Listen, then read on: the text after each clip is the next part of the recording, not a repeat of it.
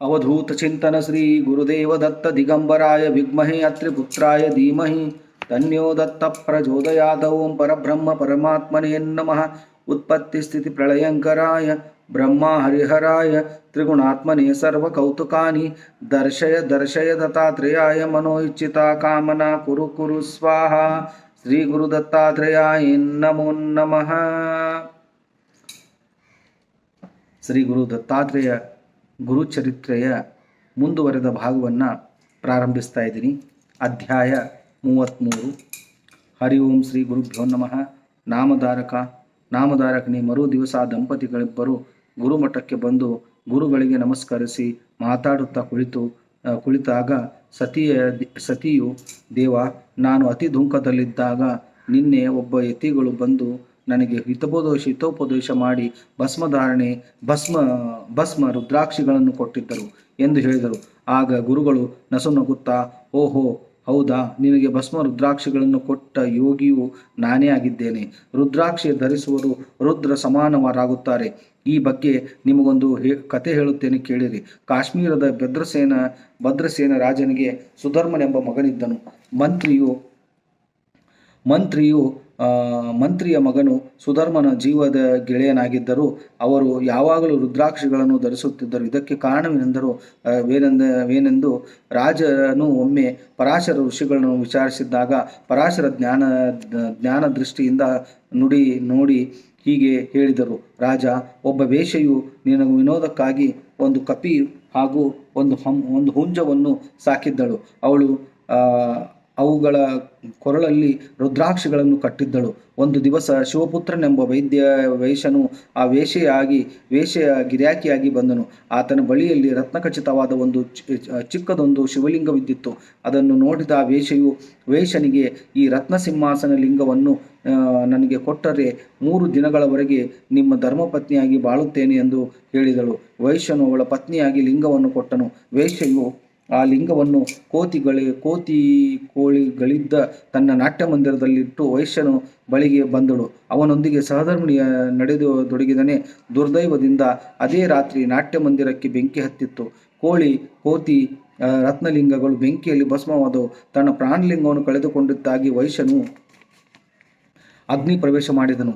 ಸತಿಯಂತೆ ಬಾಳುವಿನೆಂದು ವಚನ ಕೊಟ್ಟ ವೇಶ್ಯೆಯು ಕುಲಸ್ತ್ರೀಯಂತೆ ಆತನೊಂದಿಗೆ ಸಹಗಮನ ಮಾಡಿದಳು. ವೇಶ್ಯೆಯ ನಿಷ್ಠೆಗೆ ಮೆಚ್ಚಿದ ಶಿವನು ಅವಳಿಗೆ ಪುನರ್ಜನ್ಮ ಕೊಟ್ಟು ಬದುಕಿಸಿದನು. ವೇಶ್ಯನ ವೇಷದಲ್ಲಿದ್ದ ತಾನೇ ಬಂದು ಅವಳಿಗೆ ನಿಷ್ಠೆ ಬರೆಸಿದ್ದಕ್ಕಾಗಿ ಹೇಳಿ ಅವಳಿಗೆ ಇಚ್ಛಿತ ವರಗಳನ್ನು ಕೊಟ್ಟು ಅದೃಶ್ಯನಾದನು. ಆ ನಾಟ್ಯ ಮಂದಿರದಿಂದ ರುದ್ರಾಕ್ಷಿ ಕಟ್ಟಿಸಿಕೊಂಡ ಕೋತಿ ಹಾಗೂ ಹುಂಜಗಳು ಸತ್ತಿರಲಿಲ್ಲವೇ? ಆ ಕೋತಿಯೇ ಈಗ ನಿನ್ನ ಮಗ ಸುಧರ್ಮನಾಗಿದ್ದಾನೆ. ಆ ಹುಂಜವೇ ಮಂತ್ರಿಯ ಮಗನು. ಹೀಗೆ ರುದ್ರಾಕ್ಷಿಯನ್ನು ಧರಿಸುವವರು ಮಹತ್ವ ಎಂದು ಪರಾಶರ ರಾಜನಿಗೆ ವಿವರಿಸಿದರೆಂದು ಸಿದ್ಧಮುನಿಯು ಹೇಳಿದರೆಂಬಲಿಗೆ ಸಾರರೂಪ ಗುರುಚರಿತ್ರೆ 13ನೇ ಅಧ್ಯಾಯ ಮುಕ್ತಾಯವಾಯಿತು.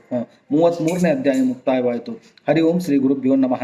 ನಾಮಧಾರಕನೇ ನಂತರ ಪರಾಶರ ಕಾಶ್ಮೀರ ರಾಜನು ಕುರಿತು, ರಾಜ, ನಿನ್ನ ಮಗನಿಗೆ ಕೇವಲ 10 ವರ್ಷಗಳ ಆಯುಷ್ಯು ಇದೆ. ಇನ್ನು 8 ದಿನಗಳು ಮಾತ್ರ ಅವರಲ್ಲಿ ಬಾಕಿ ಉಳಿದಿದೆ.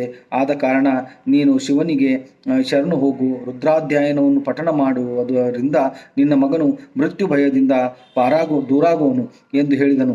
ರಾಜನು ತನ್ನ ತಕ್ಷಣವೇ ಬ್ರಾಹ್ಮಣರನ್ನು ಕರೆಸಿ ಪುಣ್ಯ ವೃಕ್ಷಗಳ ದಡಿಯಲ್ಲಿ ರುದ್ರಾಭಿಷೇಕ ಮಾಡಿಸಿ ಅದೇ ತೀರ್ಥದಿಂದ ಪ್ರತಿದಿನ ಸುಧರ್ಮನಿಗೆ ಸ್ನಾನ ಮಾಡಿಸತೊಡಗಿದನು.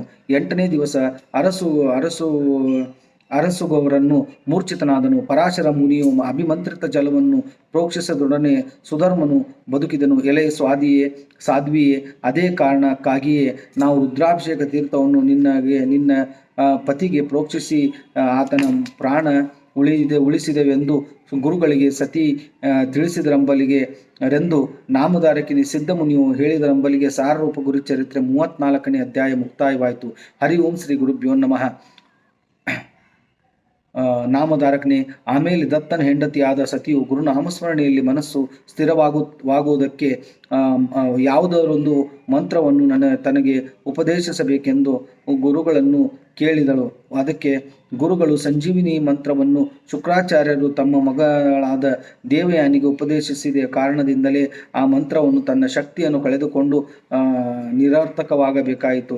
ಅದಕ್ಕಾಗಿ ಸ್ತ್ರೀಯು ಮಂತ್ರೋಪದೇಶ ಅನರ್ಹರು ಬೇಕಿದ್ದರೆ ನಿನ್ನ ಮನಸ್ಸು ನಮ್ಮಲ್ಲಿಗೆ ಸ್ಥಿರವಾಗಿ ನಿಲ್ಲುವುದಕ್ಕೆ ಸೋಮವಾರ ಶಂಕರನ ಪೂಜಿಸುವ ವೃತ ಮಾಡಿರಿ. ಆ ವೃತದ ಮಹಿಮೆಯು ಹೆಚ್ಚಿನದಾಗಿ. ಹಿಂದೆ ಚಿತ್ರವರ್ಮನೆಂಬ ರಾಜನು ಮಗಳಾದ ಶ್ರೀಮಂತನಿಗೆ ಜ್ಯೋತಿಷ್ಯಗಳು ಇವಳು ಬಾಲ ವಿಧವೆಯಾಗುವಳೆಂದು ಭವಿಷ್ಯ ನುಡಿದಿದ್ದರು. ಶ್ರೀಮಂತಿನಿಯು 7-8 ವರ್ಷಗಳಾದಾಗ ಅವಳಿಗೆ ತಂದೆ ತಾಯಿಗಳಿಂದ ವಿಷಯ ತಿಳಿಯಿತು. ಅವಳು ದುಃಖಿತಳಾಗಿ ಯಾಜ್ಞವಲ್ಕ್ಯರ ಪತ್ನಿಯಾದ ಮೈತ್ರಿಯನ್ನು ಕಂಡು ತನ್ನ ದುಃಖನ್ನು ತೋಡಿಕೊಂಡಳು. ಮೈತ್ರಿ ಅವಳಿಗೆ ಸೋಮವಾರ ಶಂಕರ ವೃತದ ಮಾಡಿಸಿದರೆ ವೈದ್ಯರ ಬರಲಾರೆಂದು ಧೈರ್ಯ ಹೇಳಿ ವೃದ್ಧ ಜೀನ ವಿಧಾನವನ್ನು ತಿಳಿಸಿ ಕಳಿಸಿದಳು. ಅದರಂತೆ ಸೀಮಿಂತಿನಿಯು ಸೋಮವಾರ ವೃತ ಮಾಡತೊಡಗಿದಳು. ಅವಳು ಉಪವರಳಾಗಲು ನದಿಯಲ್ಲಿ ಮುಳುಗಿದ್ದ ಚಂದ್ರಾಂಗನನ್ನು ಆ ನಾಗಕನ್ಯೆಯರು ತಮ್ಮ ಲೋಕಕ್ಕೆ ಕರೆದೊಯ್ದಿದ್ದರು. ಶ್ರೀಮಂತಿನಿಯು ಆಚರಿಸುತ್ತಿದ್ದ ಸೋಮವಾರ ಶಂಕರ ವೃತ್ತದ ಪ್ರಭಾವದಿಂದ ಅವರು ಕೆಲ ದಿನಗಳ ನಂತರ ಚಂದ್ರಾಂಗನನ್ನು ನಾಗಕುಮಾರ ಸಂಗಡ ತಿರುಗಿ ಕಳಿಸಿಕೊಟ್ಟರು. ಚಂದ್ರಾಂಗದನು ತಾನು ಡೋಣಿಯಲ್ಲಿ ಮುಳುಗಿದ್ದ ಸ್ಥಳದಿಂದ ಎದ್ದು ಈಜುತ್ತಾ ನದಿಯ ದಂಡೆಗೆ ಬಂದನು. ಅಂದು ಸೋಮವಾರವಿದ್ದುದರಿಂದ ಶ್ರೀಮಂತಿನಿಯು ನದಿಯಲ್ಲಿ ಸ್ನಾನ ಮಾಡಲು ಬಂದಿದ್ದಳು. ಸತಿಪತಿಗಳು ಒಬ್ಬರನ್ನೊಬ್ಬರು ನೋಡಿ ಗುರುತಿಸಿದರು. ಚಂದ್ರಾಂಗನನು ನೀರಿನಲ್ಲಿ ಮುಳುಗಿದ್ದರಿಂದ ವೈರಿಗಳು ಆತನ ರಾಜ್ಯವನ್ನು ವಶಪಡಿಸಿಕೊಂಡು ಅವನ ತಂದೆ ತಾಯಿಗಳು ಸೆರೆಮನೆಯಲ್ಲಿಟ್ಟಿದ್ದರು. ಚಂದ್ರಾಂಗನು ಬಂದನೆಂದು ಸುದ್ದಿ ತಿಳಿದೊಡನೆ ವೈರಿ ರಾಜರು ಅಂಜಿ ಆತನ ರಾಜವನ್ನು ಅವನಿಗೆ ಬಿಟ್ಟು ಕೊಟ್ಟು ಓಡಿ ಹೋದರು.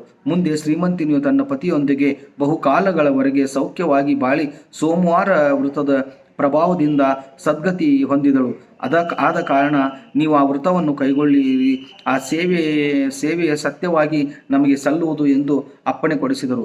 ಗುರುವಿನ ಆಜ್ಞೆಯಂತೆ ದಂಪತಿಗಳಿಬ್ಬರು ಸೋಮವಾರ ಶಂಕರ ವೃತವನ್ನು ಹಿಡಿದರು. ದತ್ತನು ತಂದೆ ತಾಯಿಗಳು ಮಗ ಸೊಸೆ ಕಾಣಲು ಗಾಣಗಾಪುರಕ್ಕೆ ಬಂದರು. ನಿಜ ಸಂಗತಿಯನ್ನೆಲ್ಲ ಕೇಳಿ ತಿಳಿದು ಆನಂದ ಭರಿತರಾದರು. ಅವರು ಶ್ರೀ ಗುರುಗಳಿಗೆ ಬಹುಭಕ್ತಿಯಿಂದ ನಮಸ್ಕರಿಸಿ ಅವರು ಆಶೀರ್ವಾದ ಪಡೆದುಕೊಂಡು ಮಗ ಸೊಸೆಯಿಂದ ಸಂಭ್ರಮದಿಂದ ತಮ್ಮ ಊರಿಗೆ ಮರಳಿದರು. ದತ್ತ ದಂಪತಿಗಳು ಪ್ರತಿ ವರ್ಷ ತಪ್ಪದೇ ಗಾಣಗಾಪುರಕ್ಕೆ ಬಂದು ಗುರು ದರ್ಶನ ಮಾಡಿಕೊಂಡು ಹೋಗುತ್ತಿದ್ದರೆಂದು ಸಿದ್ಧಮುನಿಯು ನಾಮಧಾರಕನಿಗೆ ತಿಳಿಸಿದರೆಂಬಲ್ಲಿಗೆ ಸಾರರೂಪ ಗುರುಚರಿತ್ರೆ 35ನೇ ಅಧ್ಯಾಯ ಮುಕ್ತಾಯವಾಯಿತು. ಹರಿ ಓಂ ಶ್ರೀ ಗುರುಭ್ಯೋ ನಮಃ. ಅವಧೂತ ಚಿಂತನ ಶ್ರೀ ಗುರುದೇವದತ್ತ. ದಿಗಂಬರಾಯ ವಿದ್ಮಹಿ ಅತ್ರಿಪುತ್ರಾಯ ಧೀಮಹಿ ತನ್ಯೋ ದತ್ತ ಪ್ರಚೋದಯಾತ್. ಗುರುಚರಿತ್ರೆಯ 35ನೇ ಅಧ್ಯಾಯ ಇಲ್ಲಿಗೆ ಮುಗಿತು. ಮತ್ತೆ ಒಂದು ಹೊಸ ಅಧ್ಯಾಯ ನಿಮ್ಮೊಂದಿಗೆ ಬರ್ತೀನಿ. ಅಲ್ಲಿವರೆಗೂ ಶ್ರೀ ಸ್ವಾಮಿ ಸಮರ್ಥ. ಜಯ ಜಯ ಸ್ವಾಮಿ ಸಮರ್ಥ.